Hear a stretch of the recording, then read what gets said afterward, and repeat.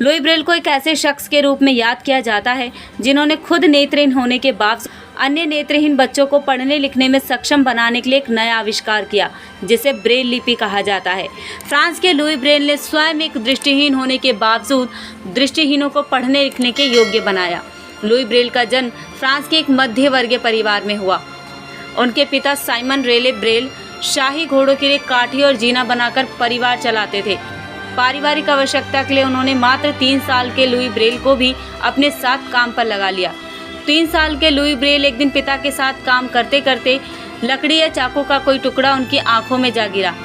उनके पिता ने छोटी सी चोट समझकर जड़ी बूटी लगाकर पट्टी कर दी, जिससे उन्हें थोड़ा आराम तो मिला। लेकिन जैसे जैसे लुई ब्रेल की उम्र बढ़ती गई, उनकी आंखों की रोशनी धुंधली होती गई और जब लुई ब्रेल 8 वर्ष के हुए तब उनकी आंखों की रोशनी पूरी तरह से जा चुकी थी। आंखों से न दिखने के कारण लुई ब्रेल को काफ़ी समस्या का सामना करना पड़ा था, लेकिन उन्होंने हार नहीं मानी और एक पादरी की मदद से रॉयल इंस्टीट्यूट फॉर ब्लाइंड में दाखिला ले लिया।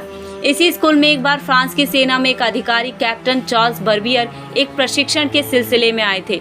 उन्होंने सैनिकों द्वारा अंधेरे में पढ़ी जाने वाली नाइट राइटिंग या सोनोग्राफी लिपि के बारे में बताया। यह लिपि कागज पर अक्षरों को उभार कर बनाई जाती थी और इसमें 12 बिंदुओं को 6-6 की 2 पंक्तियों पर रखा जाता था, जिसमें विराम चिन्ह, संख्या, गणितज्ञ चिन्ह आदि नहीं थे, जिसे टटोल कर पढ़ा जा सकता था। लेकिन उन्होंने वो लिपि सैनिकों के लिए बनाई थी। लुई ब्रेल ने उनसे मुलाकात की और उसमें संशोधन किए। लुई ने इस लिपि को आधार बनाकर 12 की बजाय मात्र 6 बिंदुओं का उपयोग कर 64 अक्षर और चिन्ह बनाए।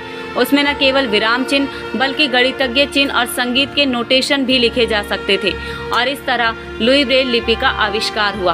बाद में लुई ब्रेल को उसी विद्यालय में शिक्षक के रूप में नियुक्त कर दिया गया। व्याकरण, भूगोल, गणित में उन्हें महारत हासिल थी।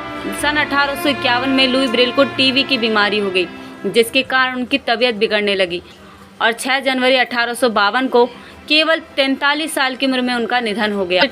उनके निधन के 16 साल बाद 1868 में royal institute for blind youth ने ब्रेल लिपि को मान्यता दी।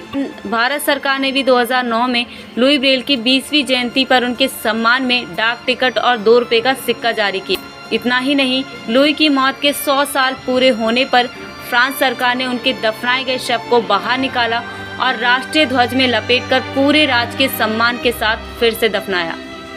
तो कैसी लगी आपको लुई ब्रेल की यह ब्रेल लिपि? हमें कमेंट में ज़रूर बताएं। वीडियो पूरा देखने के लिए आपका शुक्रिया। जानकारी पसंद आई हो तो वीडियो को लाइक ज़रूर करें। Thank you.